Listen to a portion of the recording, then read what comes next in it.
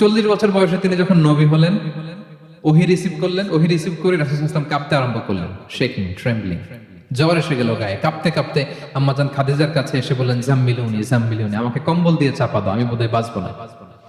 আম্মাজান খাদিজা আশ্বাস দিয়ে বললেন, সান্ত্বনা দিয়ে বললেন, ইয়া রাসূলুল্লাহ, আপনি ভয় পাবেন না, আপনি ভয় পাবেন না, আল্লাহ আপনাকে অপদস্থ করবে না। কারণ আপনার মধ্যে 5টা গুণ আছে, যেই মানুষের মধ্যে এই 5টা গুণ থাকবে আল্লাহ কখনো তারা অপদস্থ করতে পারে না।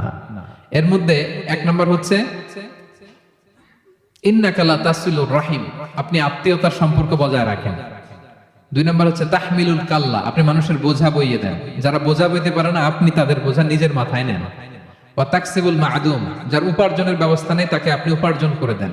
ওয়া তাকরিউদ দাইফ, আপনি মেহমানদারি করেন। 4 নম্বর গুণ।